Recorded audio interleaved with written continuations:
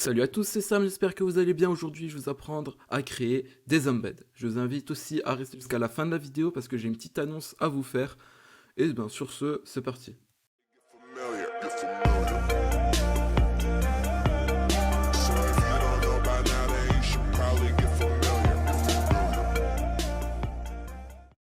Alors tout d'abord, qu'est-ce qu'un embed? Donc voilà, donc là, il y a un exemple d'embed, vous allez être capable de pouvoir faire ça à la fin de la vidéo. Et on peut voir que c'est vraiment quelque chose qui va permettre de rendre vos messages beaux, voilà. Et voilà, il n'y a rien d'autre à dire. Et c'est plutôt facile à faire en plus. Voilà, ça c'est le point positif. Alors on va tout de suite voir sur la documentation qu'est-ce qu'un embed. Donc on peut voir que c'est sous le nom du coup message embed, c'est un constructeur. C'est une classe, donc du coup il y a un constructeur pour pouvoir en créer un. Et il y a plein de méthodes et plein de propriétés. Donc les méthodes, par exemple, il y a addField, setAuthor. De toute façon, on va tous les voir. Et, euh, et je pense que c'est bon. Voilà, donc je vous invite à aller checker si vous avez besoin de plus d'infos. Donc c'est discord.js.org. Comme d'habitude, le lien sera en description. Alors du coup, pour faire ça, on va aller sur notre projet et créer un nouveau fichier pour faire une nouvelle commande. Donc là, ça va être embed.js par exemple. Vous pouvez mettre ce que vous voulez. Donc du coup, on va faire le module.export.execute égale, c'est client, message et args. Et, euh, et là, ben, c'est bon. On va ajouter dans le index.js dans notre switch.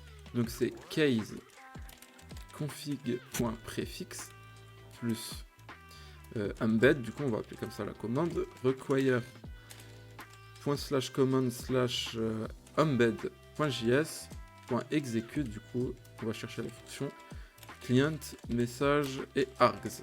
On n'oublie pas la break, c'est important. Et voilà. Donc du coup ici, pour pouvoir avoir accès au constructeur, il faut qu'on réimporte Discord, comme ce qu'on a fait dans index, avec là le const discord égale require discord.js. Donc du coup là on va le réécrire juste ici, const discord égale require discord.js, et là on peut faire let embed égale new discord.message, majuscule c'est mieux, message embed, voilà.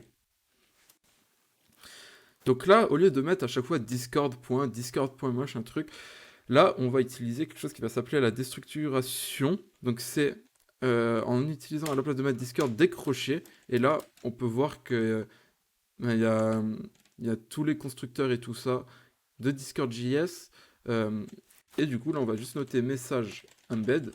Et là, au lieu de mettre discord.messageembed, oula.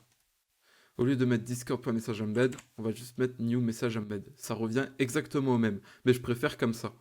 Comme ça, on n'a pas à mettre discord. Partout. Voilà. Maintenant, on va tout de suite voir les débuts, les premières méthodes. Donc, les principales. Qu'est-ce qu'il y a comme principal? Il y a le .setTitle, le .setColor, .setDescription, le .addField. Et ben pour le moment, on va juste voir les 4 là. Donc, qu'est-ce que le .setTitle? Le setTitle, il prend en paramètre, on peut le voir juste là, un titre. Donc, du coup, on va mettre PowerToys. Je m'en fous de PowerToys. Voilà, revenons à nos moutons. On peut mettre un string dedans, une chaîne de caractères. Donc, mettez ce que vous voulez. Donc, par exemple, on va mettre titre de l'embed. À savoir qu'on peut utiliser du markdown, mais juste pas mettre en gras, ça c'est pas possible dans les titres, donc on peut que mettre en italique et souligné, voilà. Donc là je mets en italique, là je souligne. Le set color, là vous mettez une couleur, le plus souvent on va mettre quelque chose en hexadécimal. Donc pour faire ça, soit vous cherchez sur internet un color picker, soit vous allez dans les extensions et vous allez télécharger Color Pick, voilà, en recherchant ici Color Pick.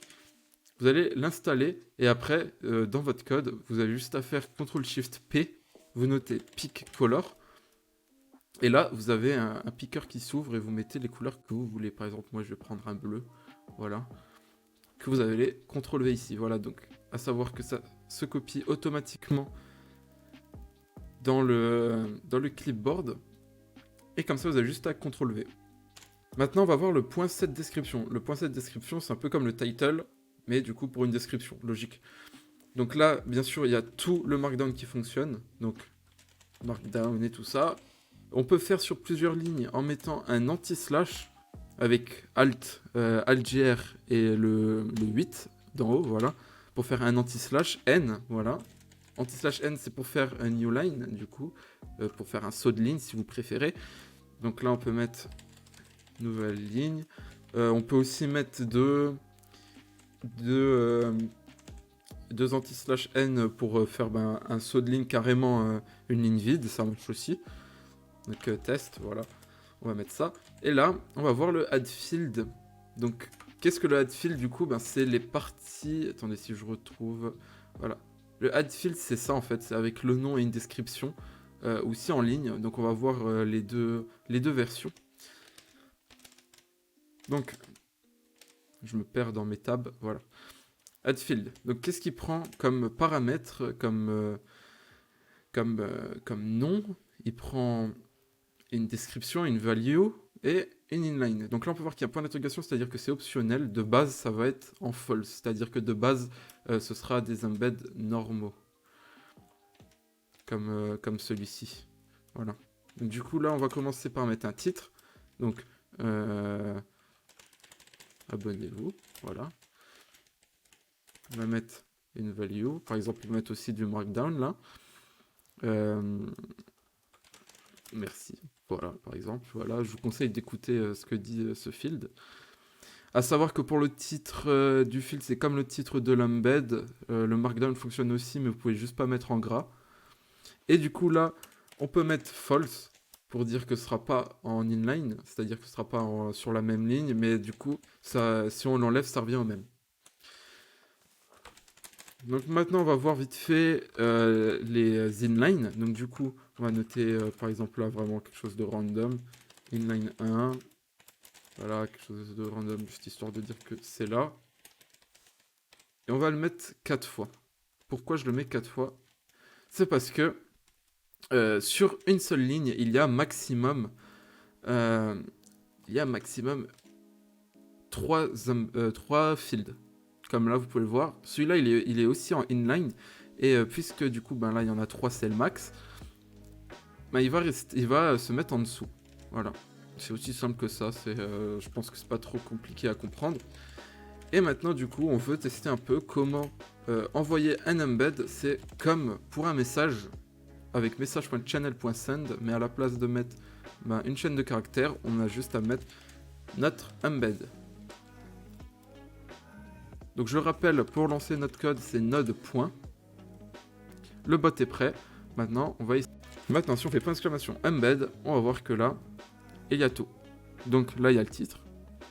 Là, il y a la description. Là, il y a le premier embed. Et là, il y a ceux qui sont en inline. Et on peut voir que du coup, le quatrième, il est bien en dessous.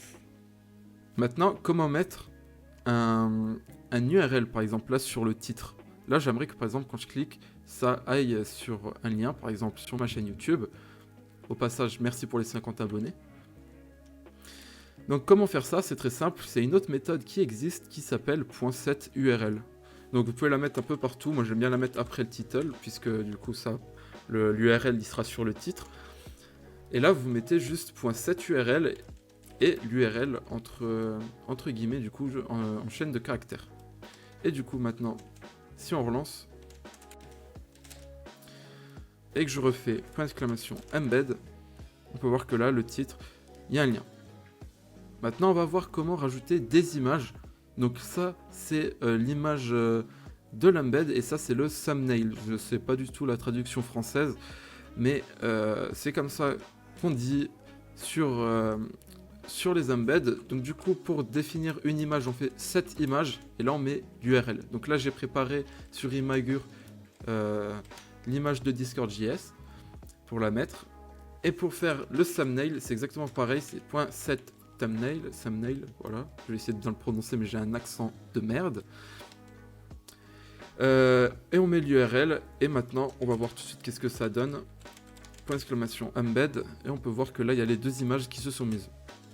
Donc moi ce que je vais faire, je vais juste enlever l'image et les inlines. Non, juste au moins la quatrième, histoire de rendre l'embed un peu plus lisible, ça c'est super important. Voilà. Et maintenant on va voir du coup les deux dernières notions qu'on va voir dans cette vidéo. Donc ça va être le set author et le set folder. Donc le set author, on peut voir qu'il y a une icône, un lien et un texte. Et sur le set folder, il y a juste une icône et un texte. Donc bien sûr les images, on peut mettre ce qu'on veut. Et on va voir aussi comment mettre le nom d'utilisateur, par exemple sur le folder ou sur l'auteur. Et ben on va voir ça tout de suite. Donc pour définir un auteur, je veux dire texte de l'auteur, c'est très simple, on fait .setAuthor, c'est logique. Le nom, vous pouvez mettre une suite de caractères comme ce que j'ai fait, mais nous on va faire quelque chose d'un peu plus stylé. On va mettre le pseudo de l'utilisateur. Donc pour faire ça, on fait message.author. .username par exemple, pour afficher le pseudo, on peut mettre .tag pour afficher le pseudo, hashtag son discriminateur. Donc c'est par exemple, moi c'est Samuel, hashtag 2003. Ensuite, on peut mettre une icône. Donc bien sûr, c'est exactement pareil, on peut mettre le lien d'une image, mais là, on va faire quelque chose d'encore plus stylé, c'est mettre l'avatar de l'utilisateur. Donc comment faire ça?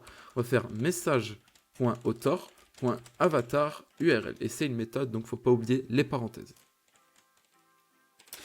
Et pour terminer, on peut mettre une URL, mais là, je vais pas en mettre parce que j'ai pas trop envie. Voilà.